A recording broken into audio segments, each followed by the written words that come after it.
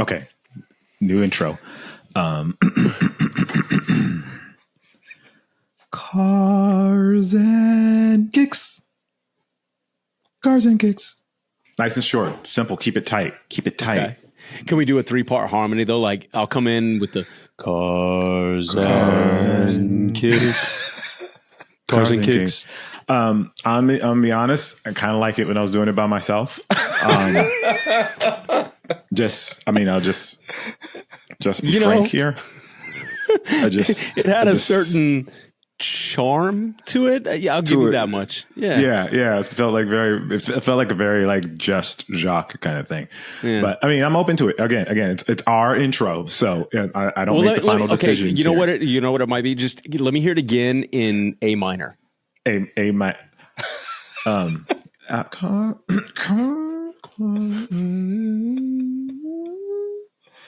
You know, this is going to take too much time. I don't have my keyboard here with me. For those not watching, I'm going to say charm with the air quotes, so you know that the air quotes are really heavy on charm. Yes, right extremely heavy. Obviously, it has charm. It came from me.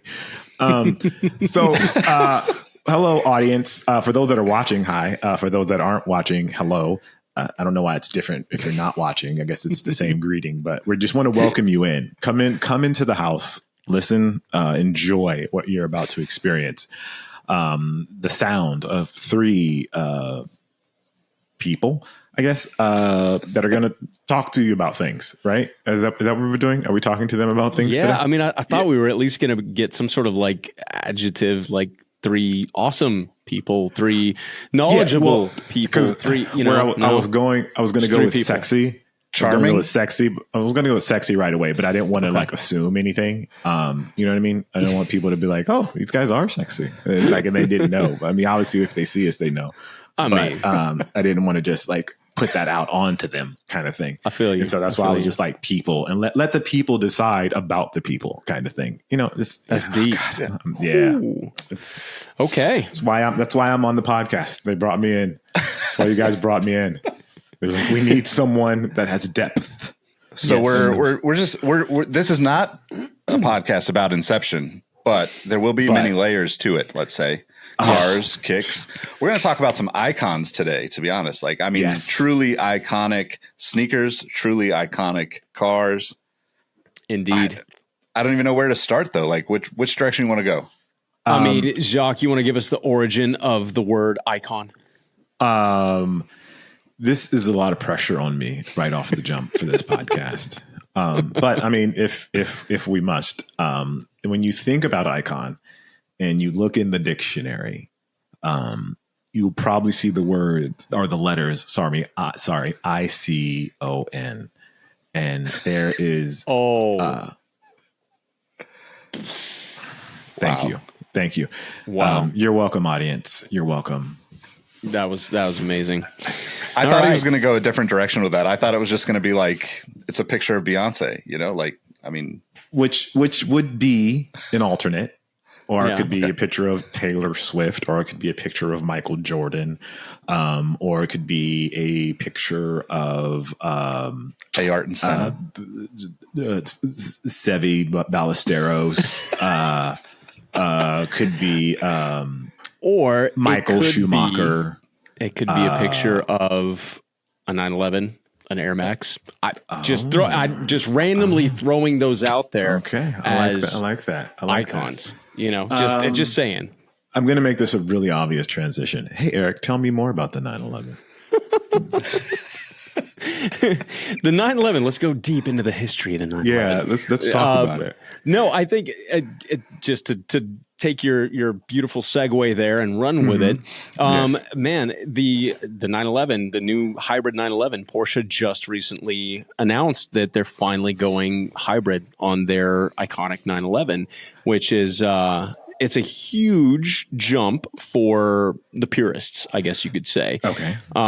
911 is arguably the most iconic sports car in the world.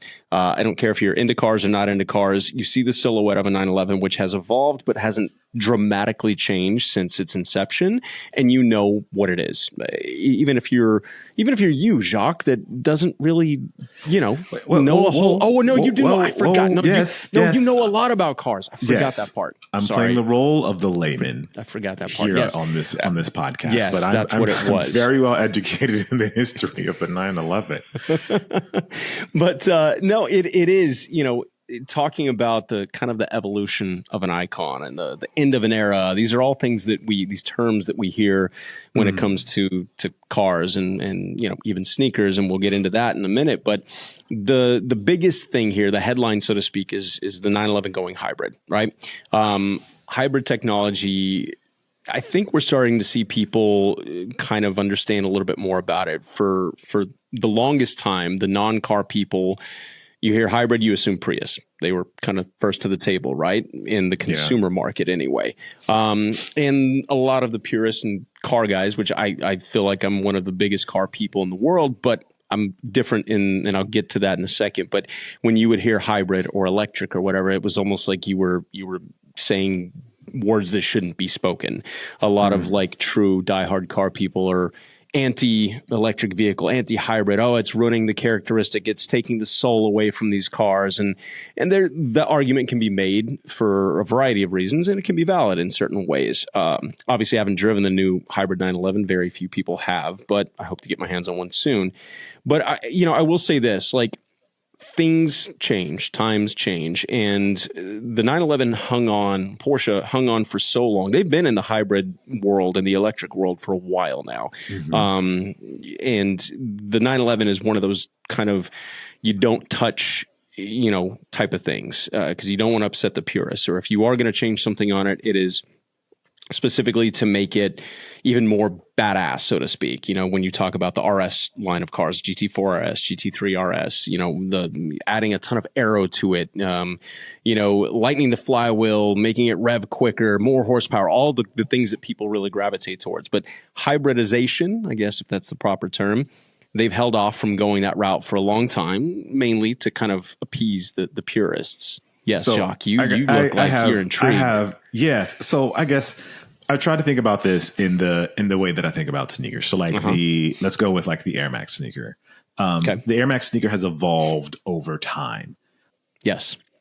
And it's changed. They've added new technology to it. But if you want an OG Air Max, you get the OG Air Max. But if you want an updated Air Max, you get the updated Air Max. From what I'm hearing, car people, that's not enough. They want it to always be the same and never change. With a car like the 911, there's some validity to that. Nick, you look like you had some thoughts on that. Well, there's some truth to it, but it's one of those things where imagine, like, if you look at the Air Max, how it evolves, there's still retros of those original products that come back, right? We still get retro Air Max shoes from various years. The car equivalent of that for the 911 is more, I'm just going to go seek it out and buy the old version, right? Like talking about the evolution, the manual transmission went away. The truly manual, 3-pedal setup went away years back, right? Eric probably knows the exact year. And that is like something that you would seek out if you wanted it. Now, one thing that you could relate on the sneaker side that Eric mentioned is the silhouette of the 911 is 1,000% recognizable by just about anybody. When you say Porsche, that's what you think of. There's many versions of the 911. There's many Porsches, and there's obviously different cars from Porsche. But when you say Porsche, you think of the 911. And I think from a sneaker perspective, you say Air Max, and you either think of the Air Max 1, the original from 1987, or maybe you think of the Air Max 90 or the Air Max 95. Those three are kind of the pinnacle. And I think there's probably some of that on the Porsche side as well. Definitely. I mean, you've got models throughout history that stand out. Speaking of like relevant terms, they're about to release another Bad Boys film, right? That 911 Turbo 3.6 that Will Smith's character drove in the first Bad Boys will forever be my like poster car. I love a lot of different 911s. Is that the best 911 ever?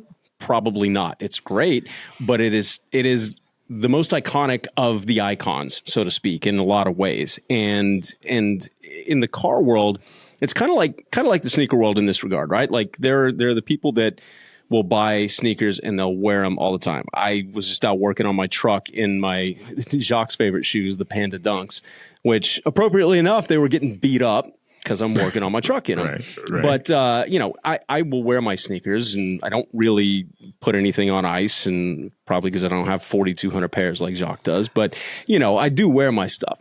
In the car world, it's similar. You'll have guys that will park these vehicles and never put miles on them and, don't want to get rock chips and stuff. And they hold value and they become collector's items, et cetera. But there's a whole other conversation here about use case and how sneakers and cars are bigger than just the practicality. They're, to what we talked about before, just forms of self-expression, et cetera. But without going off on too big of a tangent with the 911, yes, there are icons throughout history. And Nick, you also touched on something about the, manual gearbox kind of going away, et cetera. That's another kind of hotter topic here with the new 911 is the hybridization took all the headlines, but there will be no manual 3-pedal 911 as of 2025, which is... Porsche's been known to say things like this and then, actually, we're going to hold off for a little bit and the next generation will be no manual. So I will believe it when I see it. But if that holds true, that's arguably the bigger talking point within the car community, because that's a big one to let go of, So is it challenging for these car manufacturers to make these old versions of the car? Like I get like you want once it's done, it's done. Like you kind of want to have that moment with the car where like, okay, this is a 1994 turbo. And like that one is like, it's never going to be made like that again. So it's not like in the sneaker world where if we do an Air Max 1, it came out in 87, they do another one in 2004. And then in 2024, they have another one as well. And it's the same sneaker silhouette. Porsche, they just do like, this is it. Like if you don't get it in 94, fam, you out of luck. You got to buy one on the aftermarket. But I will say the aftermarket for cars is much different than the aftermarket. Like if you think of sneaker customizations. So like with Porsches, for instance, you've got, Singer, you've got, Gunther Works, all these like truly like factory built old cars. Like they weren't built by the Porsche factory, but they were built by a team of engineers that are completely capable of building a car that is unbelievable. There are people that and this is a contention point in the car world too for a lot of people, because do you buy a brand new 911 that you spend, $200,000, $300,000, $400,000 on, or do you go have somebody build you a modified version of that 70s, 80s, or 90s Porsche that you loved, and it gives you all the luxury of 2024 in a 1978 package? Oh, see, that's sneakers. We don't get the option, right? Where, or we could have somebody remanufacture a pair of 1985 that's what I was going to say. Jordan is 1s, this, but to kind of not that Jacques doesn't know this, because obviously he does about the car stuff. To go back to what you just hit on there, to kind of liken the Singer Porsche or the Gunther Works or whatever. It's almost like saying, okay, you can get an OG pair of Jordan 1s, you can get a re-release from whatever year, or you can go to the shoe surgeon and have Dom do some whole custom bespoke version, which is using the same, OG Nike parts in some areas and the same silhouette, but you're using really high-end premium, materials, different leathers, exotic stuff like that. And that gives you, the consumer, the ability to say, I've got a 1-of-1, or I've got a 1 of 25, however many got released. And so that's a whole other, a thing that doesn't appeal to everybody. Some of the purists would rather spend, thousands of dollars on a dead stock pair of OG ones or a 911, a 993, for example, that has 300 miles on it that's never been out of the garage. They'd rather spend money on that versus going to, Singer and dropping $500,000 plus to have arguably an extremely well executed modernized version of an old school 911, if that makes any sense. So why are people so mad about the hybridization? Is it like, is that all Porsche's doing from now on? Is it just hybrids? If it's looking that way. So this becomes an even bigger question, right? So without going off on a whole completely other tangent, but the car world as a whole, we've been hearing for years that EVs are the future. Everything's going electric. But by California, like 2030, everything's got to be electric. Climate, the whole thing. Yeah. And here's the thing. I can go deep down this rabbit hole and I won't go too far, but electric vehicles it's like anything. There's a great use case for certain people. Saying that everything needs to go electric and it has to be done by this date and putting all these implementations out there is never going to work. The infrastructure isn't there. For people who don't own homes that can put home chargers in and charge overnight, you're still at the mercy of public charging, which is not there. There's gas stations you can drive to, you can put gas in a car, 5 minutes, you're back on the road. Nothing like that exists outside of the Tesla supercharger network, and that's still not quite as efficient as that. So that's one reason that has gone. All that ties into this, right? Car manufacturers are pulling back on the whole EV thing. EV sales, by and large, are tanking. The values of used EVs are tanking.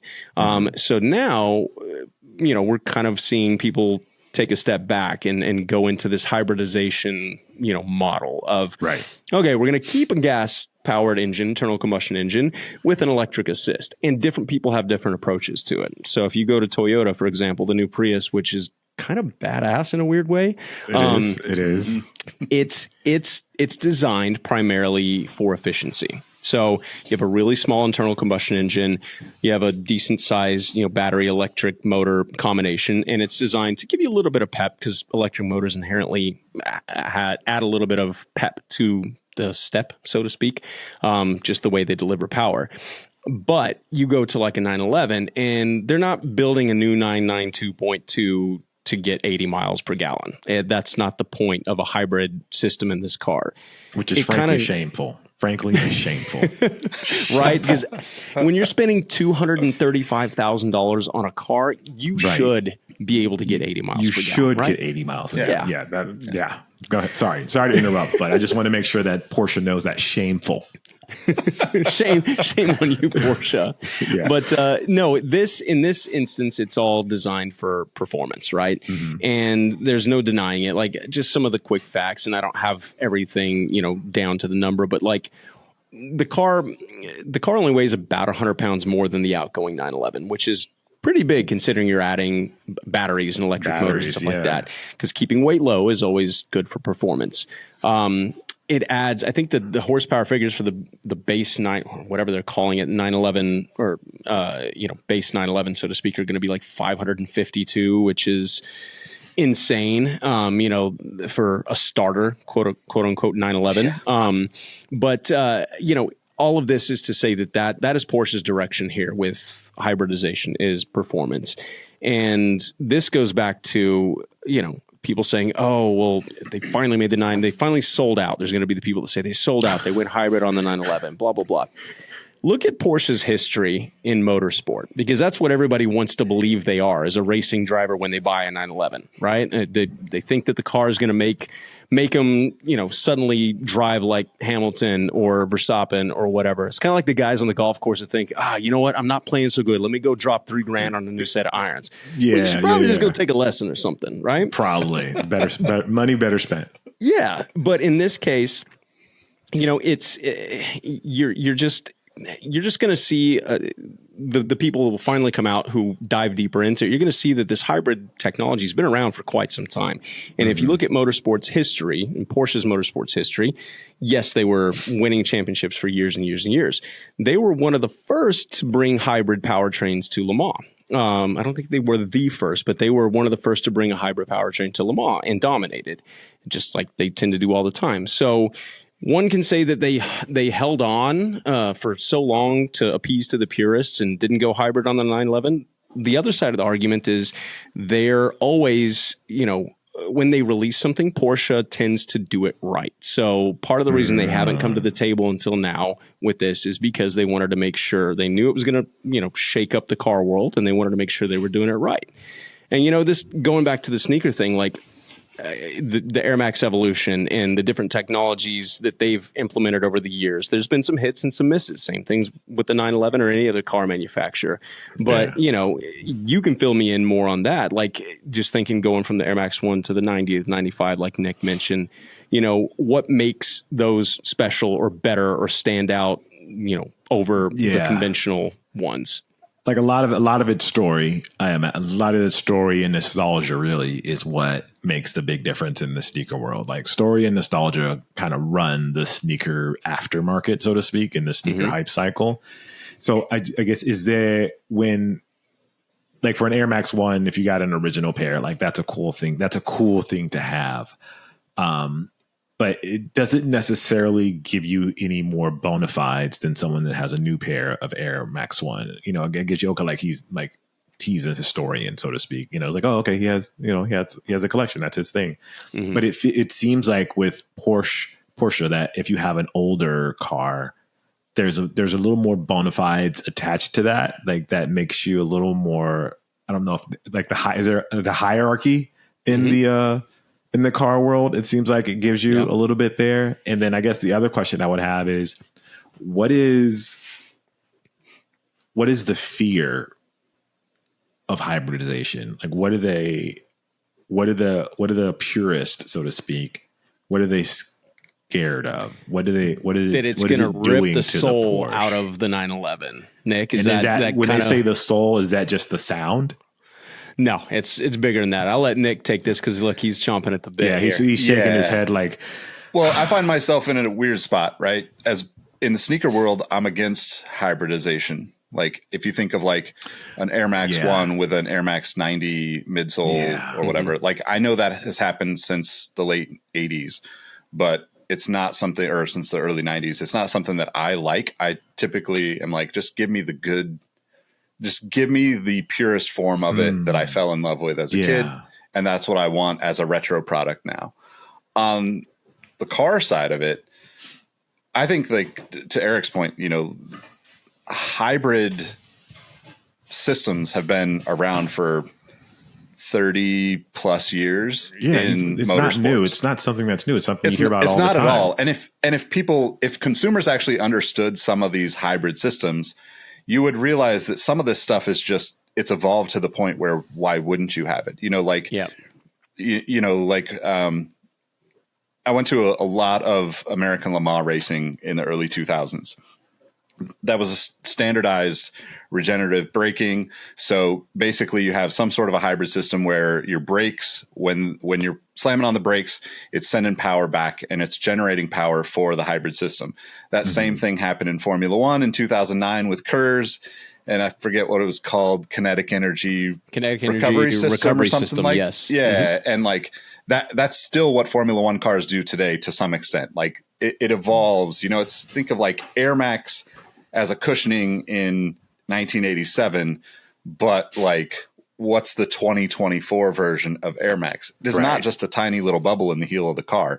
It's decades of development and engineering and testing and back and forth. And I think there's always going to be that nostalgia driven aspect for both cars and kicks, which is probably to a fault why I fall into these hobbies. Yeah. But the interesting thing about the consumer basis for like a Porsche and an Air Max shoe, the average consumer probably sees a big bubble Air Max and is excited and like, ooh, that's fancy, right? They don't need to know more than Air Max cushioning is going to be nice and cush. It's going to look crazy cool and it's going to have bright colors.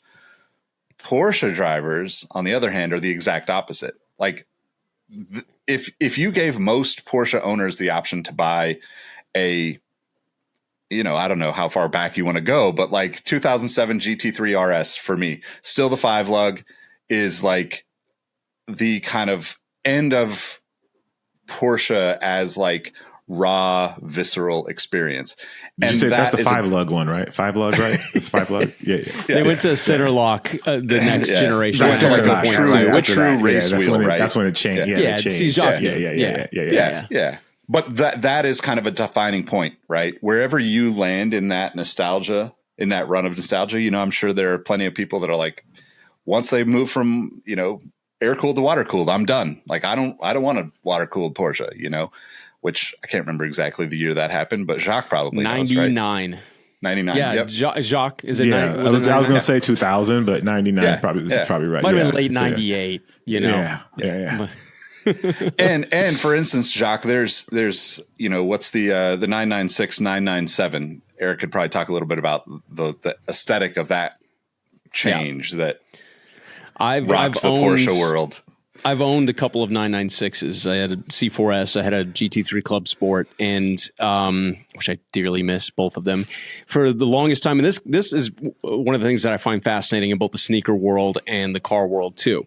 And you guys will have to chime in with which sneaker this fits, but there's often times where a new iteration of a sneaker gets released, a modified version, and it's so polarizing in its design that some people are like, oh man, no, they, Nike or whatever they jumped the shark on this. And that happened from the 993 to the 996. And again, Porsche's number system is a little strange in weird ways. But either way, from the 993, last of the air-cooled 911s, to the 996, first of the water-cooled, that one in and of itself was a thing. But the 996 was like, for years, considered the ugly duckling, the stepchild of the 911 lineup, et cetera, because it had these runny egg headlights, as a lot of people like to say. And it was water-cooled, and it was quote-unquote mass-produced, and all of these different quote unquote negative things. I said quote unquote a lot there. That really turned a lot of purists off. Fast forward to today, 996, I guess over the last 3 to 5 years, has really seen not a resurgence because it was never that loved, but it's starting to see a lot of gain in popularity. People are realizing what an amazing car it was and what the significance of Porsche going from air cooled to water cooled and going from kind of a more hand built 993 to a quote unquote again mass produced 911, and kind of taking a play out of Toyota's book and using parts from the Boxster to the 911, et cetera, for cost savings purposes. What people don't realize is, had Porsche not made that jump, Porsche might not be around today. That car was arguably one of the most integral parts in the 911 history in terms of keeping the company alive. And I think people are starting to understand the importance of that, and the design itself has started to age gracefully. And when I think of like certain sneakers, there's been talking about the Air Max again, like from the 1 to the 90 to the 95, the 97, some of them I'll look at and I still want like every colorway of like the Air Max 1s or, the 90s for me. And then I look at some of the other ones, I'm like, I can't really rock those. And for whatever reason, that's how it's been. And then you over the years, maybe you revisit the design and you're like, you know what? It actually looks decent now. And I understand why Nike did what they did. And to me, that's one of the cool parts about both worlds of, sneakers and cars is anytime a designer has to start with a fresh piece of paper and a design, it's a scary thing, right? Yeah, to go, especially when you're dealing with something as iconic as 911 or an Air Max, for the engineers, the designers, et cetera, to go in and do the next version of, man, I don't envy their position. We're going to have to get some of those guys on the show too, just to definitely get their inside take on things. But yeah, it's a weird world, I think. And part of it is just age too. Like for so many years, there's certain sneakers or certain cars that I didn't really care about. Now I'm getting a little older and I'm like, man, I would love to have that, And I think that's just part of kind of the cycle of life. Like we start to revisit things as we get older, we go to another chapter in life, or we become parents or whatever the case may be, to where we start looking at things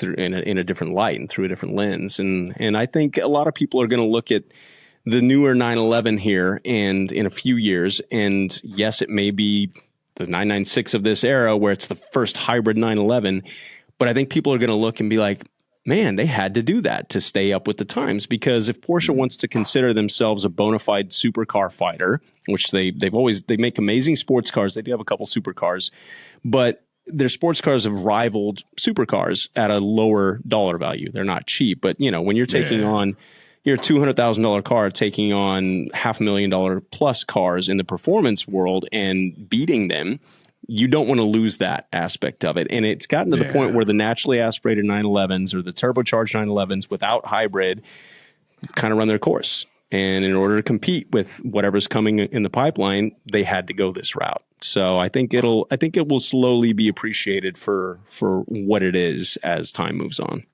Are these plug-in hybrids or just like a Prius hybrid? No, as far as I know right now, at least with the first round of 911s, they're not a plug-in hybrid. Am I right on that, Nick? I don't think so. And I would also even say that the hybrid system is light. Not in physical. I mean, it is in physical weight, but like it is not like a Prius is like, a Prius is like, to Eric's point earlier, it's like, okay, we're going to give you a gas engine when the batteries are about to die. The Porsche is just the opposite. It's like, hey, we're going to put a little hybrid system to make sure you have, power to the front wheels if you want. Yeah, exactly. Kind of thing. Okay. Okay. It did make me think, having that background on the 911, on the 996, right? So like 99, they were really in, to your point, like really in a rough place as a company. Mm-hmm. And I think that I never really thought about that, the tie until this conversation, but I think it's like, you don't really know what's on the other side of that. When a company hits the fan, so to speak. Yep. You could kind of relate it to the sneakerheads out there listening. The Jordan 3, right? We all probably have all heard the story. The Jordan 2 didn't sell well. It was there was a point behind the scenes where Michael Jordan was going to leave Nike and go do his own thing. Wow. That may be another episode for the future, but that company came back. I don't know if you remember, Jacques. That company came back about 10 years ago now and massively failed again. So good thing MJ didn't go and leave Nike. But the cool story behind it is that Tinker showed him a shoe that didn't have the Nike swoosh on the side. The Air Jordan 3 has the elephant print, on the sides, has a big Jumpman, his own logo on the tongue, front and center. And I think that has become one of the most iconic sneakers of all time, if not, to a lot of people, that is the most iconic sneaker of all time. Yeah. And it's really interesting to think about how it can go either way, right? Like it can go, where people could say, I'm done with this and it's the end of it. I don't want a Porsche anymore, until they go back to, our standards shape headlights. Or, the Jordan 3 is probably maybe one of the most popular sneakers in the world. They're still retro in dozens of colorways every year, pretty much. So, and we get that in the sneaker world too. There's always somebody fussing. I shouldn't say fuss. I said fussing. That's such a soft word. People always fussing. They're fussing about the shape of the toe box or how high the rand is on the Air Jordan 11. And like, I both love and hate that sort of dialogue. Like, it's great because I feel like they keep the brands honest. Like they make these change and, they may have felt like it was a great decision, it went up the ranks. Like, this is great. This is great. Yeah, I think we're to prove it. But, once the community gets a hold of it, they're like, no, this is not great. We don't like this. But then there's also there's the snobbery, if that's a word, snobbery that comes along with it. We'll add that to the dictionary. Let me take the snobbery. Could you? Let's go ahead. I'll send the email. Submit that to Wikipedia. Yeah, the snobbery that comes along with that sort of information and that sort of nostalgia. Like there's good nostalgia, and then there's the snobby nostalgia. That's like, oh, this is not like how they used to do it, even though it's made things better. It's made the product better. Yeah. So I guess that's the challenge that I have, with the car world, so to speak. It seems like they're making these cars better over time. And it's not like a shoe. And like, a car, it's like a technical engineering, feat of a crazy feat of engineering that needs to do all these things, need to be tinkered with and changed and made more efficient. But with the shoe, it's like you're literally getting the same shoe with the same technology from 30, 40 years ago. Yeah. And, you're complaining about the shape of the toe box, but, on the car side, they're using new materials. They're using a new gas formula. They're using different oils. They're using, all these different technology, different transmissions. And you're complaining that they made the car better and more efficient and better for you. But yeah, I mean, I wonder what the next massive jump in the sneaker world is going to be technology wise, right? Because to your point, it doesn't change quite as rapidly as the automotive world, et cetera. But it does come into play, and it makes a huge impact, especially in the athletic world. I mean, if different types of Air Max or Zoom or whatever cushioning didn't ever come to the table, like everybody be playing basketball in Chuck Taylor still with a bunch of injuries and like sore joints. You know what I mean? So So it's like what is that next big move? You're always at the forefront of all this. You're gallivanting around the world to all of these events. Gallivanting. And see this. We're a good word. Coming up with some good words today. Hold on, let me send that email. Hold on. But like, there's got to be something either in the pipeline or maybe it's just something that you've got an idea wise that hasn't been seen yet or whatever. What's going to be the next jump in the sneaker world? I'm curious. Here's the tough thing about sneakers is like there's such a utility thing. It's almost like a fork. Like, how do you make the fork better? Is there a better form of a fork outside? Because it's such like a utility thing. Like Spork had a moment. Sporks did have a moment. But like there's really not a lot you can do with like something that's so functional that's not powered by anything. Like that's the benefit of a car. Like a car's powered by something. There's gas, there's pushing it. You can make a car go faster. You can make it go slower. You can make it be more efficient. With a sneaker, the tech in the sneaker is how do you make it more comfortable? But the challenge with that is making it more comfortable often decreases the performance side of it. Because if you have a more softer, mushy sort of experience with your foot, the responsiveness that you need if you're performing in that shoe is going to go away. Because instead of now just stopping and just going, numbs things now you're stopping and you're falling into it, and then you're going to change. And it's only, it's fractions of a second. But, if you're Kyrie, that fraction of a second makes a difference between someone blocking your shot and someone not blocking your shot. That ball goes over the tip of someone's finger. That's literally milliseconds or fractions of a second if you would have made that move a little bit later because you were sliding into your shoe as opposed to stopping on a dime and going. But do you think the tassels had anything to do with Kyrie's recent performance? I think the tassels, that's the ancestors. He's bringing his ancestors into the equation. And he's going deep with it. Yeah, the help of the ancestors always helps. It's bringing in a lot of wind resistance, though. It is a lot of wind resistance, but when the ancestors call, you answer. I'm with it. But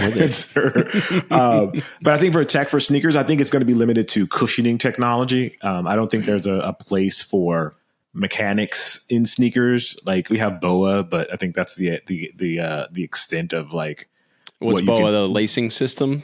Yeah, BOA is the clicky wheel turn lacing system. I think they, what is it, mountain climbing shoes or snowshoes? A lot of like Solomon's and stuff like that. Yeah, like Solomon's, where it really comes from, and they use it in running. It just kind of keeps you locked in. Cycling shoes. There you go. That's perfect. If Russ Bingston was on the podcast, he would be like, cycling shoes, idiot.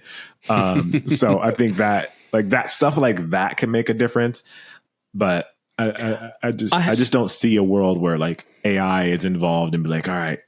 So I'm going to play a little devil's advocate here because I think you're missing like a very strong connection between sneakers and cars. I think I know where you're going to go with it. And that's carbon fiber. Carbon fiber. That's exactly it. But that's a material choice, though. That's a material. But it's a functional choice. Think about the Alpha Fly, the Zoom Fly, like some of the Saucony shoes, the Endorphin Pro line. All of those use essentially like a what do you call that? A plate. A They plate call it a plate. Essentially springs forward. A torsion plate, yeah. A torsion plate, yeah. So all of the companies are now using a version of that in their highest end running shoes, That's right? true. That's true. You know, yes. you're talking about a running shoe that's 200, 300 plus. I think the Adidas one was 400 or something. Easy $200-$300 or whatever. So yes, you're right.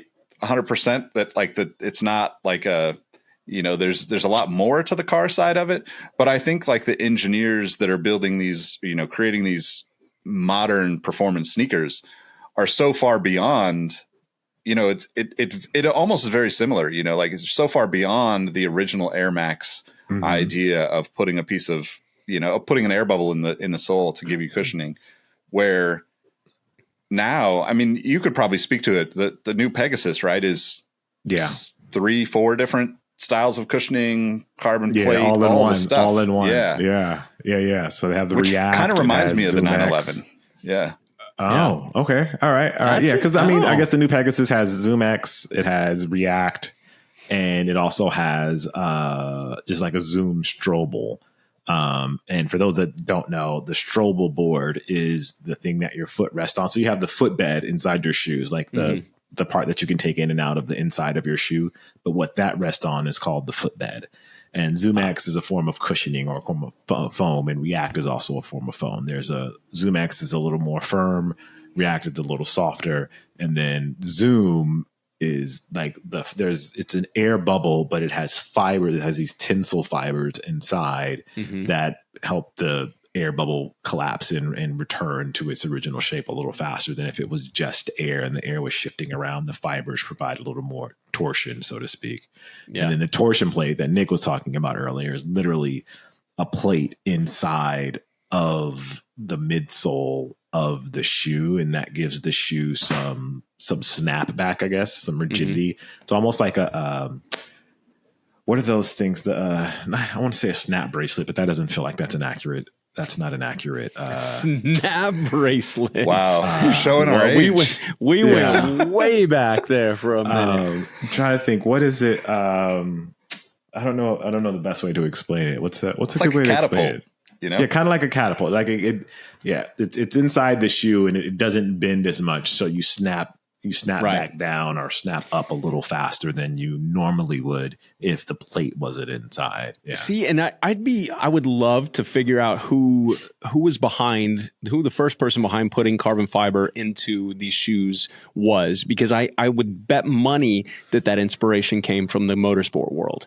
Because if you look at like Formula One and you look at like, you know, even before Formula One was one of the first to really do back in the 80s. But beyond there, you'll look at the use of carbon fiber now has trickled down into consumer vehicles, which is amazing. But they're based on, you know, how big a weave or how narrow a weave the carbon, you know, fiber they're using is, or whatever. There's different ways of making, like the wings on modern Formula One cars are designed to flex, you know, vertically, but be completely rigid, you know, horizontally. And that's for performance purposes. And I guarantee you, whoever designed this insole or this plate, you know, for these shoes was looking at that as a source of inspiration. Because at the end of the day, all these things that we're talking about, you know, even think of the names, Zoom, React, all of this stuff. It has the core is performance, right? Performance, yeah. And so I've always found it fascinating, you know, not just the culture part of sneakers and cars and, you know, cars and kicks. It's more of like the technology. I feel like that there's a lot more that crosses over that we're not even aware of. We're not even aware so that'd be a fascinating interview.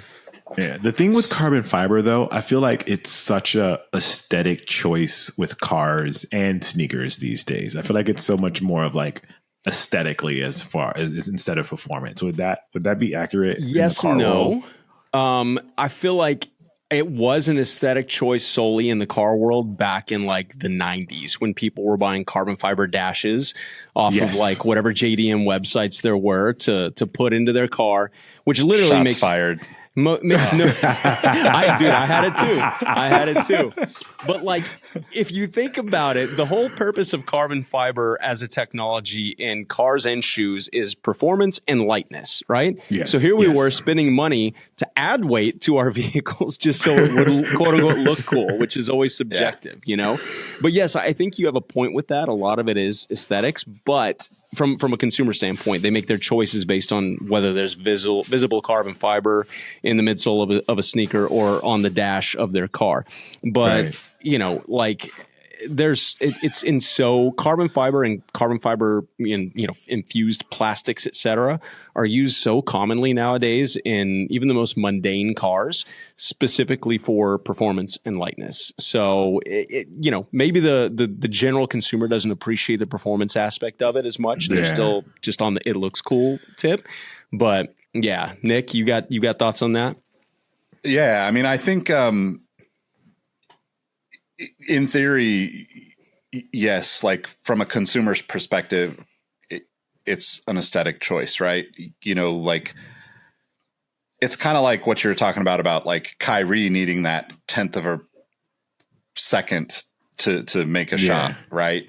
Yeah. We don't need a carbon fiber. We don't need, to lose 30 pounds. I mean, maybe I need to lose 30 pounds, but like my car doesn't need to lose 30 pounds. But like, you don't need to lose 30 pounds. The average person is never going to notice if a car weighs. I mean, Eric and I, being people that are like heavy into the car stuff, probably wouldn't notice. We might notice 30, but we probably wouldn't notice 10 pounds or 20 pounds. Wait, are you telling me you guys would notice a 30-pound difference in the weight of a car? It depends on where it is in the car, but it depends on where it is. But yeah, like if you're talking about just 30 pounds overall, maybe not. If you take, whatever it is, say 5.5 pounds per wheel off to get close to that 30 number, you're absolutely going to notice a difference because it's without going too deep, it's called unsprung mass. It's, outside of the suspension, everything like that. The way the car steers, brakes, accelerates is going to be affected dramatically. And so yeah, it makes a big difference. And again, I think that can, that can be tied into what you were saying about Kyrie and everything. Like your average, basketball player, they may think they feel something or may think they can do whatever based on whatever marketing was pitched to them. But guys like Kyrie, I guarantee you, they can feel it, and it is going to make a difference. So that's, I mean, it's that type of stuff, whether or not, it affects me personally. Like I'm going to be able to play basketball better because of this or whatever. I buy into that. I'll be honest about that. I buy into the hype. I buy into the marketing because it's cool, and I feel like at the end of the day, yes, there's a use case for every car out there, and some are built to go off-road, some are built to go fast around corners, sneakers, some are built for the golf course, some are built for the basketball court, etc. But I'd be lying if I didn't say that a big part of my buying factor goes into how cool does it look, and not to impress other people, but am I going to look down at my feet and be like, yo, those are fire? Am I going to park my car, go into the grocery store, stop for a second, look back at it and be like, man, look at that thing. Absolutely. Yeah, I'm not going to drive anything that doesn't make me feel that way or wear something that doesn't make me feel that way, Yeah. Yeah. I wanted to circle back a little bit on the carbon fiber thing. So to the best of my knowledge, the first shoe that was mass produced that had carbon fiber is the Shack Attack in 92. Reebok Shack Attack. Shaq's first 92, really? Yeah. Wow. The first time I'm aware of it in a running shoe is actually the Reebok Instapump, which is designed by Steven Smith, who is designer, who's done all sorts of things, who, to your point, Eric, he does also race, like amateur racing on the weekends. He has for years. So I think the other thing that I wanted to kind of talk about a little bit before we wrap up is if you think of like that carbon plate, how Jacques was showing and the springboard effect of it, from a type of racing we probably won't talk about as much because I know Eric and I are both into like road course type racing and like track racing. Drag racing uses a very similar, you'll have wheelie bars off the back end of a car to keep that balance and propel the car forward.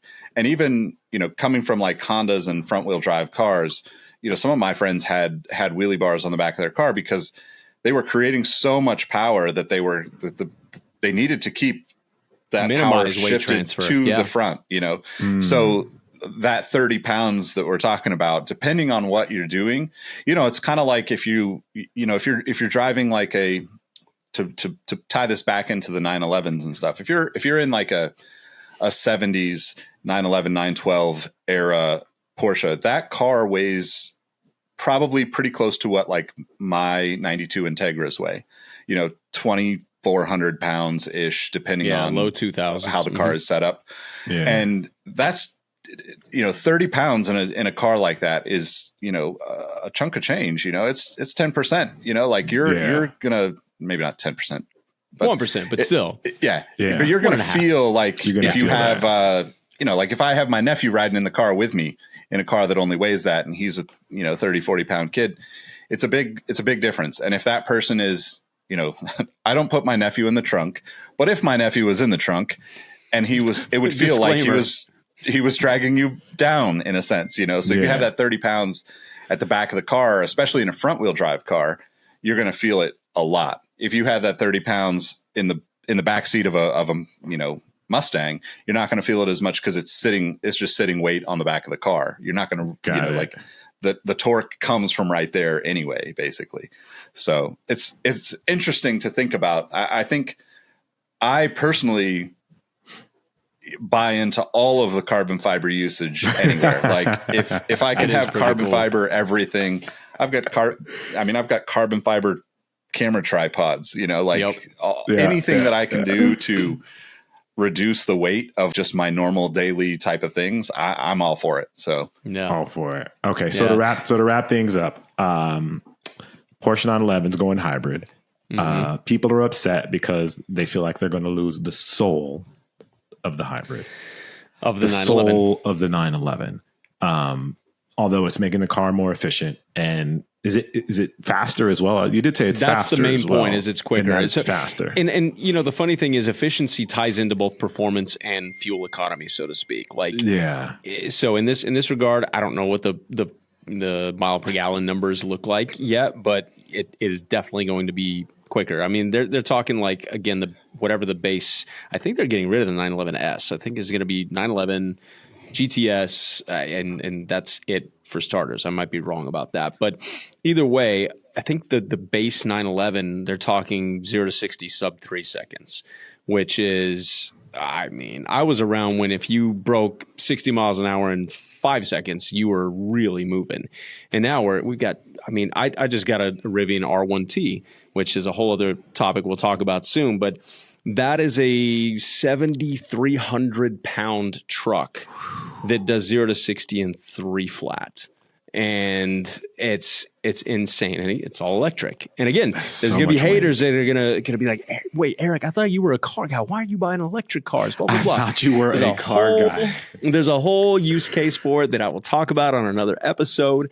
But my point is electrification, whether it be full electric or in hybrid form, gives performance numbers that are just cannot be matched in straight up naturally aspirated, turbocharged, whatever, supercharged internal combustion engines. It just can't. So thingamabobs. Don't forget the thingamabobs. Yes. Internal combustion thingamabobs. Got it. Speaking of thingamabobs, real quick, you mentioned drag racing, Nick. Like those that are listening won't be able to see it, but this is a connecting rod out of a 12,000 horsepower top fuel dragster. It was given to Enzo when we went to the NHRA, whatever the race is here in Texas. So I do go to drag races as well. That's cool. I saw that in the background. And I was wondering if you're going to talk about it because I recognized it. I recognized it right away. Would you like me to talk about my snake plant? I recognize that too, and just I'm a well-rounded kind of guy. Well, thank you guys for listening to this episode of Cars and Kicks. I'm Jacques Slade, along with my co-host Eric and Nick. We appreciate you guys for listening. Make sure you leave us comments. Let us know what do you think about carbon fiber? Is it aesthetic? Is it performance? Is it both? Would you be spotted with carbon fiber on your car, or do you want a whole carbon fiber car? I think that's probably a good answer. I want to meet the person who wants a whole carbon fiber car. They exist. You probably have some childhood trauma that I need to talk to you about. Yeah.